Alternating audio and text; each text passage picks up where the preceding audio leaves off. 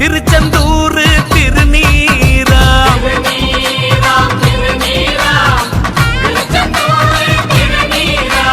தீன தயாளன் திருமேனி மணக்கும் சக்தி உள்ள திருநீரா